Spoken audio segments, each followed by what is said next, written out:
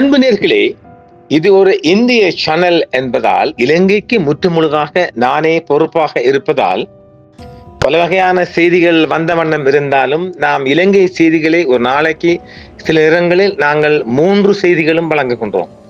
காரணம், இங்கேயே ஏராளமான செய்திகள் பெண்டிங் இருக்கின்ற போது பல வகையான இந்திய அரசியல் செய்திகளை கடந்து சென்று கொண்டிருக்கிறேன்.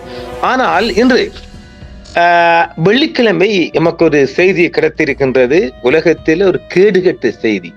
அதுவும் ஒரு விடயத்தை தெரிஞ்சு கொள்ளுங்கள். இந்தியாவிலே அதிக அளவு படித்தவர்கள், கிட்டத்தட்ட 90% இந்தியாவை எடுத்துக்கொண்டால் கேரளத்தில் தான் படித்தவர்கள் அதிகம். கேரளத்தில், இந்த கேரளத்தில் தான் நம்ம இப்போது மலையகத்தில் நாம் சந்திக்கின்ற மண் சரிவு போன்று ஒரு பெருவெள்ளத்தை வடநாடு சந்தித்தது கடந்த வருடம். மிகப்பெரிய பேரழிவு. அது அந்த செய்தி நமக்கு அப்போது எட்டி பார்த்த செய்திகள் தான். இப்பொழுது என்னவென்றால், மனைவிகளை ஒரு மனைவியை இன்னொருத்தனுக்கு பரிமாறிக்கொள்ளும் ஒரு என்ன சொல்வது, ஒரு கலியுக காலத்தில் அபச்சாரம், விபச்சாரம் அப்படின்னு சொல்லலாம். அதையும் எங்க, கேரளாவில் படித்தவர்கள், உயர் அதிகாரிகள் மத்தியிலேயே இது நடைபெற்று வருவதாக இந்திய உளவு தாவரம் ஒன்று குறித்து இந்த செய்தி தற்போது வெளிவந்த வண்ணம் இருக்கின்றது. அதுவும் இந்தியாவிலே முன்னணி ஸ்டேட் என்றால் மாநிலம் என்றால் அது கேரளா. கேரளாவுக்கு நானும் பல பகுதிக்கு நீண்ட காலமாக சென்றிருக்கின்றேன். இன்னும் நினைவில் திருவந்தவர் நமக்கு அத்தப்படியான ஊரன் சொல்லலாம். அந்த வகையில் 5000 பேர் அந்த ஒரு குழு இப்படி இந்த தங்கள் மனைவிகளை அடுத்தவனுக்கு பரிமாறிக்கொள்வது.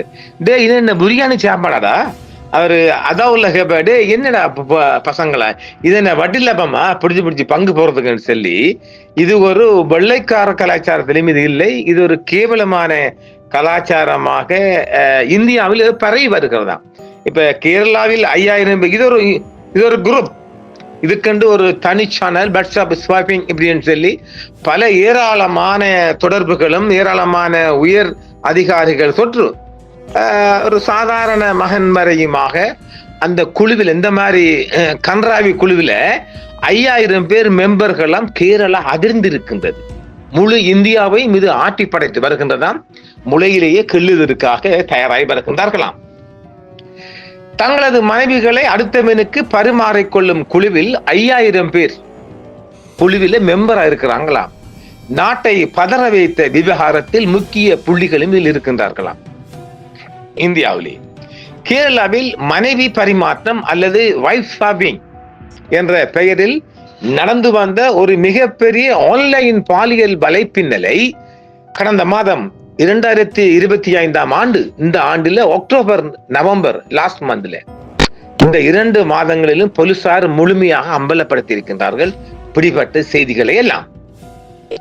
இது கேரளா சமூகத்தையே அதிர்ச்சிக்குள்ளாகி இருக்கின்றதாம். இதுவரை 8க்கும் மேற்பட்ட வழக்குகள் பதிவு செய்யப்பட்டுள்ளன.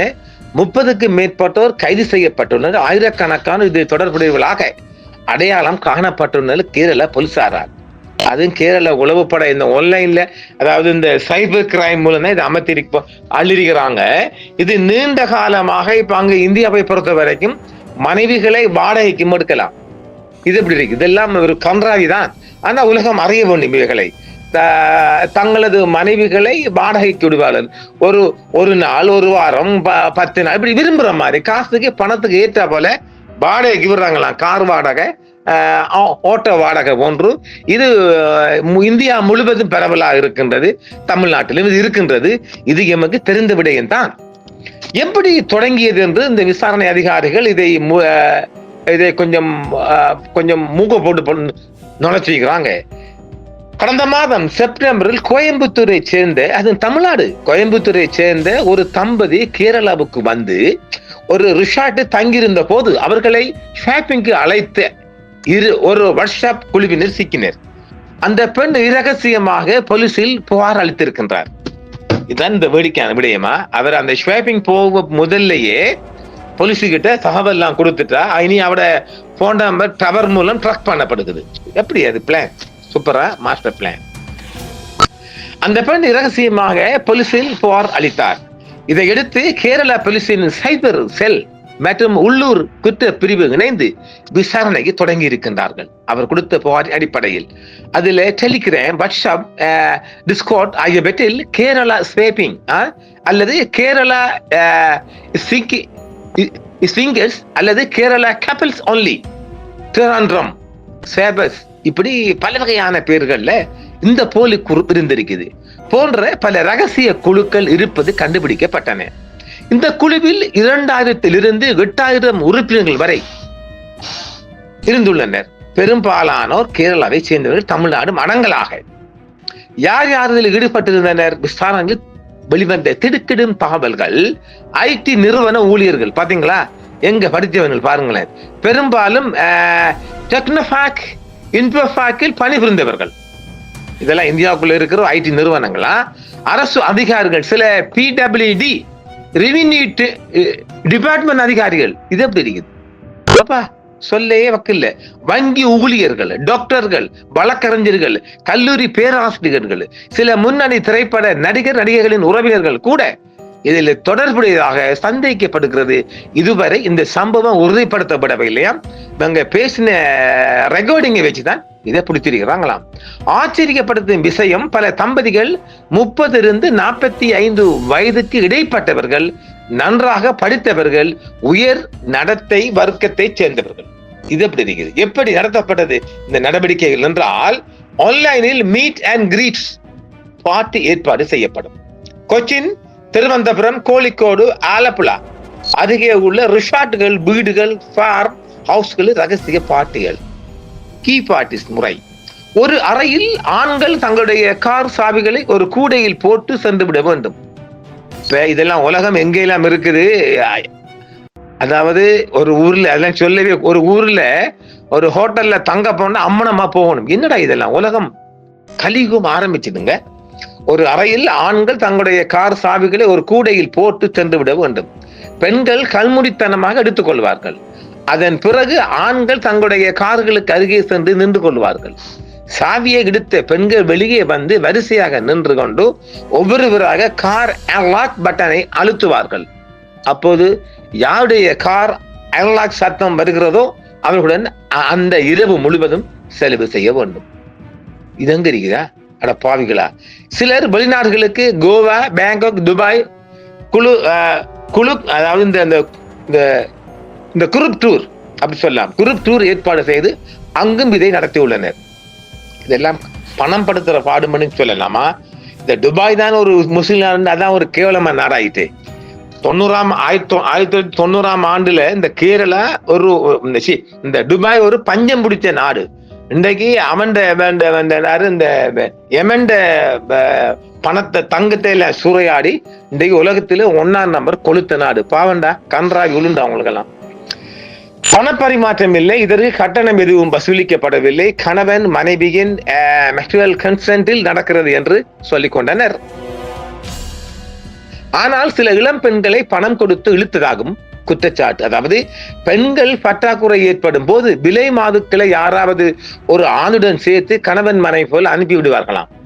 விளையாட்டு முடிவில் விலை மாதுவை கணவர்களுக்கு கொடுத்துவிட்டு அதற்கு பதிலாக அவர்களின் மனைவிகளை அழைத்து சென்று இரவு முழுவதும் செலவழிப்பார்களாம்.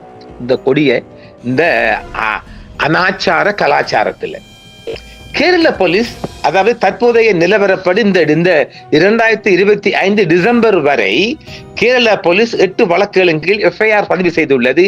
IPC 294 120B செக்ஷன் 6767A இது பத்தி இந்த வழக்கம் நிறைய இருக்குது. அதன் சட்டத்தை நான் அப்புறம் சொல்லுவோம். கீழ் 32 பேர் கைது செய்யப்பட்டு பலர் முன்ஜாமீன் கேட்டு ஹைகோர்ட்டில் உள்ளனர். டெலிகிராமில் இருந்த பல குழுக்கள் நீக்கப்பட்டு விட்டன. ஆனால் புதிய குழுக்கள் தோன்றிக் கொண்டே இருக்கின்றன. இதை விடுற மாதிரி இல்லை. இது ஒரு தொற்று நோயாக கேரளா முழுவதும் பரவி அடுத்தடுத்த ஸ்டேட்டுகளுக்கு பரவி கொண்டிருப்பதாக கேரள உளவுத்துறை இன்று அறிவித்திருக்கிறது வெள்ளிக்கிழமை. சில ஐடி நிறுவனங்களுக்கு உள்ளூர் ஊழியர்களும் ரகசிய விசாரணை நடத்தி சிலரை இடைநீக்கம் செய்துள்ளன. இது தனிப்பட்ட சுதந்திரம் என்று சிலர் வாதிட, பெரும்பாலும் இது சமூக சீர்கேட்டை ஏற்படுத்துகிறது என்று கண்டனம் தெரிவிக்கின்றனர். சமூகத்தில் ஏற்பட்ட தாக்கம் கேரளாவின் படித்த முற்போக்கான சமூகம் என்ற பிம்பத்துக்கு இது பெரும் களங்கத்தை ஏற்படுத்தி உள்ளது என்றும் கேரளாவில் பரவலாக பேசப்படுகிறது. பல பெற்றோர் தங்கள் பிள்ளைகளின் மொபைலை சோதனை செய்ய தொடங்கியுள்ளனர். சில பள்ளி கல்லூரிகளில் இது பற்றி விழிப்புணர்வு வகுப்புகள் நடத்தப்படுகின்றன.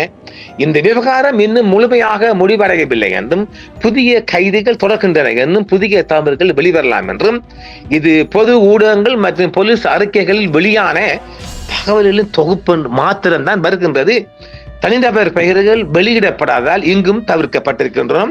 இது குறித்து ஏராளமான செய்திகள் வந்திருந்தாலும் இதை நாம ஓரலாகத்தான் இவ்வளவு செய்தியையும் நாம் தந்திருக்கின்றோம். இது ஒரு கொடிய நோயாக தமிழ்நாட்டிலும் பரவ ஆரம்பித்திருப்பதாகவே தமிழ்நாடு கிரைம் டிவிஷனும் சைபர் கிரைமும் தெரிவித்திருக்கின்றது. இதுவரையும் இது ஊடகத்தை இன்னும் பெரிதாக ஆட்பறிக்கவில்லை என்றும் ஒரு செய்தி இருக்கின்றது. நாம் இதை இந்திய நண்பர்களுக்காக நேர்களுக்காகவும் நாங்கள் தந்திருக்கின்றோம். இந்த செய்தி இது கூடாது என்றெல்லாம் சொல்ல வராதங்க. இது இந்தியாவில் பரவலாக ஒரு கிரைம் குற்றத்துக்கு கீழே வரப்பட்ட செய்தி. இது கூடாது வரக்கூடாதுலாம் சொல்லலாம். இதை விட மிக அதிகமான செய்திகள் வந்தால் நாங்கள் அதெல்லாம் உங்களுக்கு தரல. இதுவே ஒரு பெரிய செய்தியாக நான் பார்க்கின்றேன். இது ஒரு அதான் சொல்லனே, படித்தவர்கள், வக்கீல்கள், டாக்டர்கள், என்ஜினியர்கள், ஐடி என்றால் இந்தியாவே 1ஆம் நம்பர் தொழில். அது அந்த குரூப்பில் இருந்தவனே இப்படி ஒரு சொன்னால் இவங்களெல்லாம் என்ன செய்யல? அந்த மனைவிமாருக்கு சரி. என்றும் உங்களுடன் சன்ரைஸ் இந்தியா டிவி சப்ஸ்கிரைப் பண்ணுங்கள், பெல் பட்டனையும் கிளிக் செய்யுங்கள். உங்கள் ஆதரவே எங்கள் சேவை. ஆதரவு தாருங்கள், அரவணைப்போம். மறக்காம சர்ப்ரைஸ் பண்ணுங்க. தேங்க்யூ.